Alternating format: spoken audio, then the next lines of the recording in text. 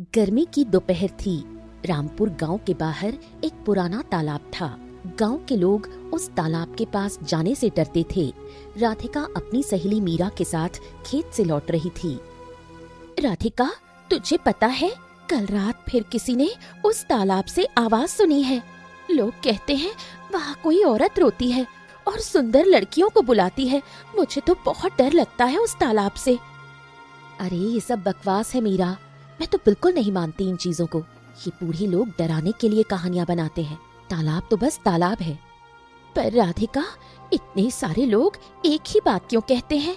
पिछले महीने सोनू की बहन गायब हो गई थी ना, उसे भी उसी तालाब के पास लोगों ने आखिरी बार देखा था। कुछ तो गड़बड़ है। हो सकता है वो भाग गई हो। तू जानती है ना, उसकी शादी किसी बूढ़े से तय हुई थी। मैं होती तो मैं भी भाग जाती। और वैसे भी तू इतना क्यों सोचती है इन बातों के बारे में? दोनों सहेलियां बातें करते हुए घर पहुंची। राधिका के घर में उसकी छोटी बहन कविता, माँ सुनीता और पिता रमेश थे। राधिका, कहाँ थी इतनी देर? देख, तेरे बाबा बहुत गुस्से में बैठे हैं। मैंने तुझे कितनी बार कहा है कि सूरज ढलने से पहले घर आ जाया कर, पर तू सुनती कहाँ है मेरी? क्यों माँ? मैं तो बस मीरा के साथ खेत से आ रही थी। हम काम कर रहे थे, कोई गलत काम तो नहीं कर रहे थे हम। तू हमेशा घूमती रहती है इधर उधर, लोग क्या कहेंगे? एक लड़की शाम को बाहर घूम रही है। देख, तेरी शादी की उम्र हो गई है, अब घर में रहा कर और घर का काम सीख। पिताजी, मैं कोई गलत काम तो नहीं कर रही हूँ, सिर्फ अपनी सहेली के साथ थी और मैं घर का काम जानती हूँ। माँ को पूछो, मैं सारा काम करती हूँ। बस कर, ज्यादा बहस मत कर मेरे साथ। और सुन अच्छे से, कल चमन के पिता आ रहे हैं तेरा रिश्ता देखने। उनका बेटा शहर में नौकरी करता है। तू किस्मत वाली है जो ऐसा लड़का मिल रहा है। चमन? पिताजी, वो तो शराब पीता है और जुआ खेलता है। पूरे गांव में उसकी बदनामी है। मैं उस इंसान से शादी नहीं करूंगी। तू कौन होती है ये तय करने वाली कि तू किससे शादी करेगी और किससे नहीं? तू कोई रानी नहीं है जो अपनी मर्जी से शादी करेगी। जो मैं कहूँ वो तू करेगी, समझी? तेरी खूबसूरती ने तुझे घमंडी बना दिया है। ये सुंदरता एक दिन तेरे लिए मुसीबत बनेगी। अरे सुनो जी, इतना गुस्सा मत करो, बच्ची है अभी, समझ जाएगी। चुप रहो तुमने ही इसे बिगाड़ा है। जाओ राधिका, अपने कमरे में जाओ और कल जब मेहमान आए तो अच्छे से तैयार होकर आना। राधिका रोते हुए अपने कमरे में चली गई। उसकी आंखों से आंसू बह रहे थे। थोड़ी देर बाद उसकी छोटी बहन कविता उसके पास आई। दीदी मत रो, देखो मैं पिताजी से बात करूंगी। मैं उन्हें समझाऊंगी कि चमन अच्छा लड़का नहीं है। वो मेरी बात जरूर सुनेंगे। कोई फायदा नहीं कविता, पिताजी मेरी कभी नहीं सुनते। उन्हें तो बस लगता है कि मैं घमंडी हो गई हूँ अपनी सुंदरता पर। मैंने कभी घमंड नहीं किया अपनी शक्ल पर लोग समझते ही नहीं। तुम घमंडी नहीं हो दीदी, तुम तो सबसे अच्छी हो। तुम बस अपनी जिंदगी अपनी मर्जी से जीना चाहती हो, इसमें गलत क्या है? पर इस गांव की लड़कियों को अपनी मर्जी से जीने का हक नहीं है कविता। यहाँ तो लड़कियाँ बोझ होती हैं। जल्दी से जल्दी उनकी शादी करवा दो बस। रात हो गई थी। राधिका को नींद नहीं आ रही थी। वो खिड़की से बाहर देख रही थी। तभी उसे दूर तालाब की तरफ एक अजीब सी रोशनी दिखाई दी। ये क्या है? तालाब में रोशनी कहाँ से आ रही है? शायद कोई होगा वहाँ, या फिर नहीं, मैं बेकार सोच रही हूँ। वहाँ कुछ नहीं है।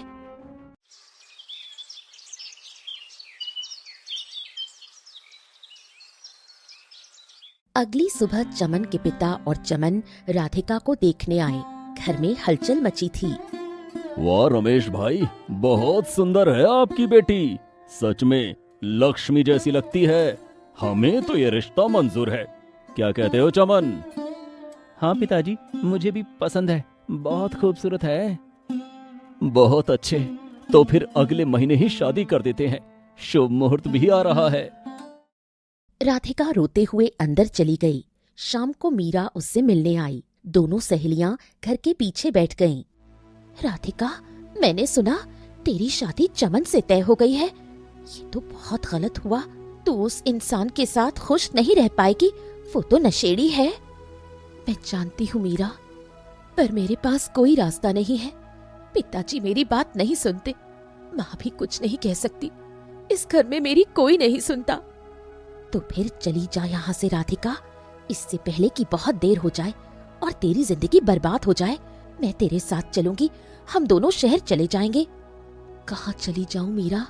और अगर चली गई तो कविता का क्या होगा? पिताजी उसे भी सजा देंगे और फिर शहर में हम क्या करेंगे? हमारे पास ना पैसे हैं न कोई जगह। तो फिर साधु महाराज के पास चल, वो आश्रम में रहते हैं ना, गांव के बाहर। वो बहुत ज्ञानी है, शायद वो कोई रास्ता बता सके। ठीक है, चल अभी चलते हैं। वैसे भी अब घर में मेरा मन नहीं लग रहा, पिताजी ने तो मेरा दम घोट दिया है। दोनों सहेलियां साधु के आश्रम की तरफ निकल पड़ीं। रास्ते में वो तालाब के पास से गुजरी। राधिका, चल जल्दी से यहाँ से निकलते हैं। मुझे इस जगह से डर लगता है। देख कितना सुनसान है यहाँ। अरे रुक ना, देख तालाब का पानी कितना साफ है। चल पानी में हाथ मुंह धो ले, बहुत गर्मी है। नहीं राधिका, यहाँ मत रुक, चल आगे बढ़ते हैं। तुझे पता नहीं इस तालाब के बारे में क्या क्या कहानियां हैं। तभी पीछे से एक बुजुर्ग औरत की आवाज आई। वो दादी सावित्री थी। बेटी, इस तालाब से दूर रहना। यहाँ 15 साल पहले एक बहुत बड़ा अन्याय हुआ था। एक सुंदर लड़की को उसके ही परिवार ने इस तालाब में डुबो दिया था। उसका नाम था झिलमिल। पर ऐसा क्यों किया होगा दादी उसके परिवार ने? क्योंकि वो बहुत सुंदर थी बेटी, इतनी सुंदर कि लोग रास्ता भूल जाते थे उसे देखकर। उसकी माँ को लगता था कि उसकी खूबसूरती के आगे वो कुछ नहीं है, और उसके पिता को लगता था कि इतनी सुंदर लड़की घर में रहेगी तो बदनामी होगी। तो इसलिए उन्होंने अपनी ही बेटी को मार दिया। ये तो बहुत गलत है दादी। हाँ बेटी, उस दिन के बाद से ये तालाब शापित हो गया। कहते हैं झिलमिल की आत्मा अब भी यहाँ रहती है। वो सुंदर लड़कियों को बुलाती है, और जो यहाँ आती है वो कभी वापस नहीं जाती। पर दादी, ये तो बस एक कहानी होगी, आत्मा वात्मा कुछ नहीं होती। मत कहो ऐसा बेटी, कुछ चीजें होती हैं जो हम देख नहीं सकते। खासकर तुम जैसी सुंदर लड़कियों को तो बिल्कुल सावधान रहना चाहिए। अब चलो, मैं तुम दोनों को साधु के आश्रम छोड़ आती हूँ। तीनों साधु के आश्रम पहुंचे। साधु महाराज ध्यान में बैठे थे। आओ बेटी, बैठो। मुझे पता है तुम क्यों आई हो। तुम्हारे चेहरे पर उदासी साफ दिख रही है। महाराज, मेरे पिताजी मेरी शादी एक ऐसे इंसान से करवाना चाहते हैं जो शराबी और जुआरी है। मैं नहीं करना चाहती ये शादी। आप बताइए मैं क्या करूं? बेटी, तुम्हारी खूबसूरती तुम्हारे लिए मुसीबत बन गई है, पर याद रखना, असली सुंदरता दिल की होती है, चेहरे की नहीं। पर महाराज, अभी राधिका की समस्या का कोई समाधान है? हम क्या कर सकते हैं? बेटी राधिका, तुम्हें अपने पिता से खुलकर बात करनी होगी, और अगर वो नहीं सुनते तो तुम्हें अपने हक के लिए लड़ना होगा। पर ध्यान रहे, हिंसा का रास्ता कभी मत अपनाना, और हाँ, उस तालाब से दूर रहना। तालाब? दादी ने भी वही कहा। आखिर उस तालाब में है क्या महाराज? उस तालाब में एक लड़की की पीड़ा है बेटी। 15 साल पहले झिलमिल नाम की एक लड़की को उसके परिवार ने उसी तालाब में डुबो दिया था। वो भी तुम्हारी तरह बहुत सुंदर थी। तो क्या सच में उसकी आत्मा वहां है? हाँ बेटी, जब किसी के साथ इतना बड़ा अन्याय होता है तो उसकी आत्मा शांति नहीं पाती। झिलमिल अब उस तालाब की रानी बन गई है। वो अपने जैसी सुंदर लड़कियों को बुलाती है, पर उसका मकसद क्या है ये कोई नहीं जानता। महाराज, क्या झिलमिल की आत्मा को शांति नहीं मिल सकती? कोई उपाय तो होगा। उपाय तो है दादी माँ, पर वो बहुत मुश्किल है। झिलमिल को तभी शांति मिलेगी जब उसके साथ हुए अन्याय का बदला पूरा हो जाए। वो उन लोगों से बदला लेना चाहती है जो अपनी बेटियों को बोझ समझते हैं। राधिका सब सुनकर सोच में पड़ गई। उसे अपनी और झिलमिल की कहानी में बहुत समानता दिखाई दी। महाराज, अगर मैं उस झिलमिल से मिलूं तो क्या होगा? मुझे लगता है वो मुझे समझ सकती है। नहीं बेटी, ये बहुत खतरनाक है। तुम उस तालाब के पास मत जाना। झिलमिल की आत्मा अब बदले की आग में जल रही है। वो किसी को नहीं छोड़ती। राधिका, महाराज सही कह रहे हैं। तू उस तालाब के पास मत जाना। ठीक है, मैं नहीं जाऊंगी। अब चलते हैं घर, देर हो रही है। दोनों सहेलियां आश्रम से निकलीं। रात हो गई थी। राधिका अपने कमरे में लेटी हुई थी। तभी उसे फिर से खिड़की के बाहर वही रोशनी दिखाई दी। फिर से वही रोशनी? ये तालाब से आ रही है। मुझे जाकर देखना चाहिए कि वहां क्या है। राधिका चुपके से घर से निकली और तालाब की तरफ चल पड़ी। ये क्या है? पानी इतना चमक क्यों रहा है? तभी अचानक पानी में से एक आवाज आई। राधिका, पास आओ, मुझे तुमसे बात करनी है। कौन है वहां? कौन मुझे बुला रहा है? मैं झिलमिल हूं, वो जिसे 15 साल पहले मार दिया गया था। मैं तुम्हारी तरह ही थी राधिका, सुंदर और मासूम, पर मेरी सुंदरता ही मेरी मौत बन गई। तुम सच में हो? मैं डर रही हूं।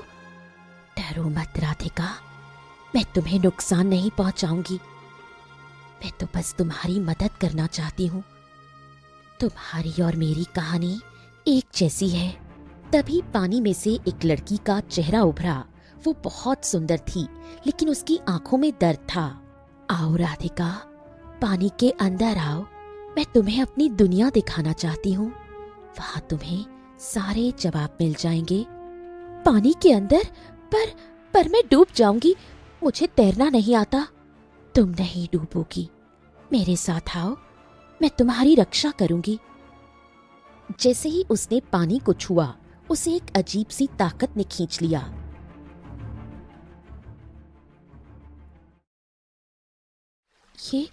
ये कैसे हो रहा है? मैं पानी में सांस ले पा रही हूँ। ये मेरी दुनिया है राधिका, यहाँ सब कुछ अलग है। चलो मेरे साथ आओ। राधिका झिलमिल के साथ पानी के अंदर गहराई में जाने लगी। थोड़ी देर बाद उन्हें एक बड़ा सा महल दिखाई दिया। ये महल? पानी के अंदर महल? ये सब सच है? हाँ राधिका, जब मेरे परिवार ने मुझे मार दिया तो मेरी आत्मा को शांति नहीं मिली। मेरे अंदर इतना दर्द था, इतना गुस्सा था कि मैं ये दुनिया बना बैठी। ये मेरी दुनिया है जहाँ की मैं रानी हूँ। महल के अंदर पहुंचकर राधिका ने देखा कि वहाँ कुछ और लड़कियां भी थीं। ये सब कौन है? ये लड़कियां यहाँ क्यों हैं? ये सब मेरी तरह ही है राधिका। इन सब के साथ भी अन्याय हुआ था। इन्हें भी इनके परिवार ने इनकी खूबसूरती के कारण प्रताड़ित किया था। कुछ को मार दिया गया, कुछ ने खुद अपनी जान दे दी, और अब हम सब यहाँ हैं। तभी एक नौकर वहाँ आया। उसका नाम रहबर था। वो झिलमिल का सेवक था। मालकिन, ये नई लड़की कौन है? क्या इसे भी यहीं रहना है? नहीं रहबर, राधिका अलग है। वो अभी जिंदा है। मैं उसे बस अपनी कहानी सुनाना चाहती हूँ। उसके बाद वो चाहे तो वापस जा सकती है। मुझे तुम्हारी कहानी सुननी है झिलमिल। मुझे समझना है कि तुम्हारे साथ क्या हुआ था, और ये सब क्यों। बैठो राधिका, मैं तुम्हें सब बताती हूँ। 15 साल पहले की बात है।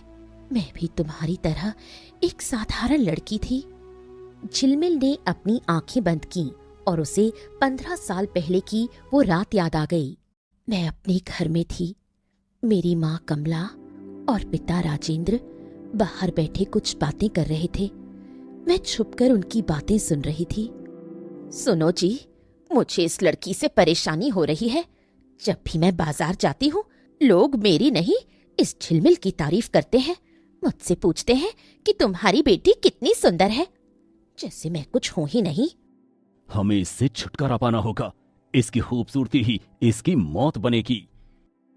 उस दिन मैंने सब सुन लिया था राधिका। मुझे विश्वास नहीं हुआ कि मेरे अपने माँ बाप मेरे बारे में ऐसा सोच सकते हैं। मैं बहुत रोई उस रात, पर मैं कुछ नहीं कर सकी। फिर क्या हुआ? उन्होंने तुम्हारे साथ क्या किया? अगले दिन शाम को मेरी माँ ने मुझे कहा कि चल तालाब पर चलते हैं। मुझे कुछ पता नहीं था। मैं उनके साथ चली गई। तालाब पर मेरे पिता भी थे। माँ, हम यहाँ क्यों आए हैं और पिताजी यहाँ क्या कर रहे हैं? बस आ गई ना, अब तू यही रहेगी। क्या मतलब? मैं समझी नहीं। मतलब ये कि तेरी खूबसूरती ने हमारे घर में बहुत परेशानी ला दी है। अब हम इससे छुटकारा पाना चाहते हैं। तो इस तालाब में रहेगी। नहीं, आप क्या कर रहे हैं? मैं आपकी बेटी हूँ। आप मेरे साथ ऐसा नहीं कर सकते।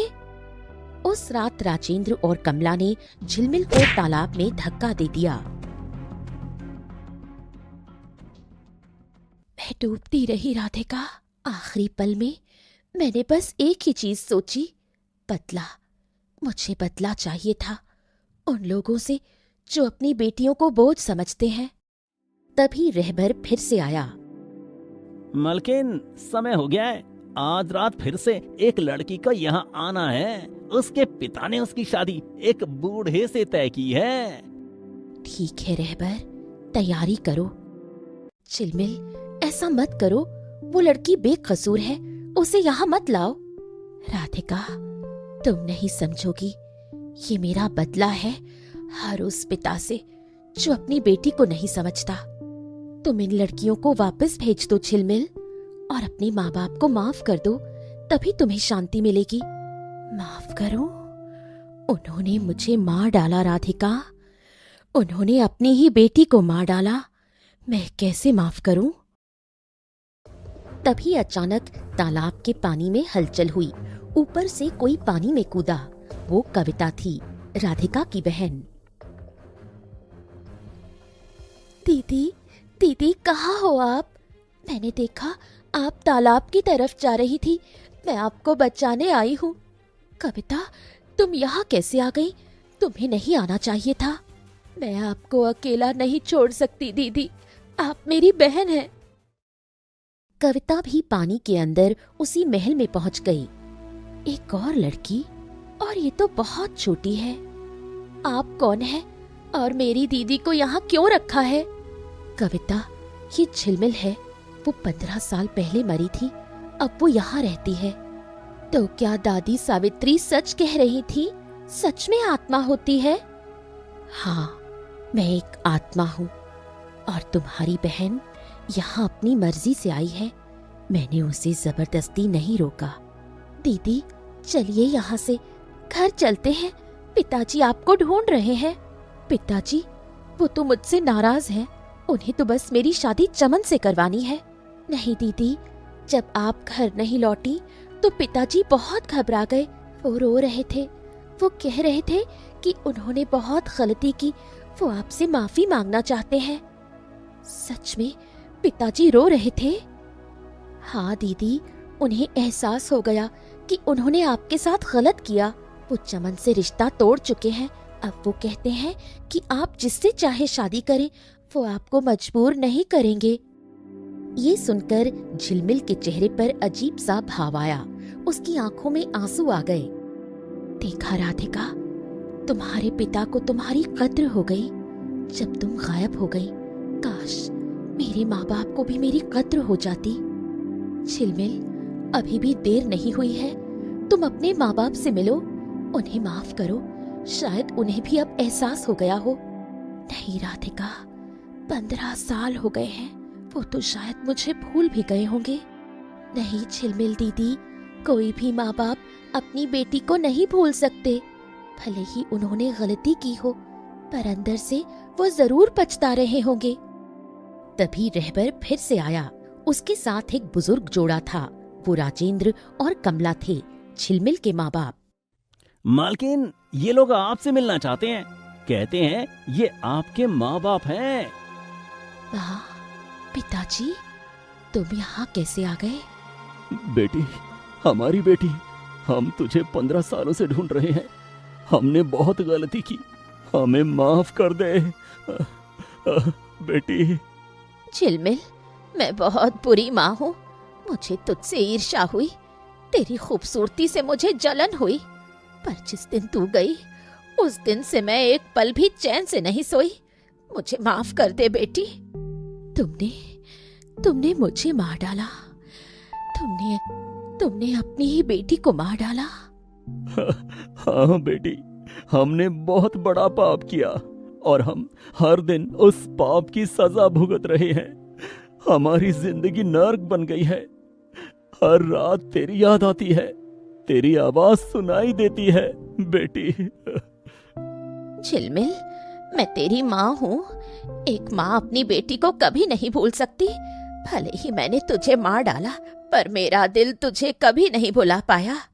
राधिका, तुम सही कह रही थी। बदला लेने से शांति नहीं मिलती।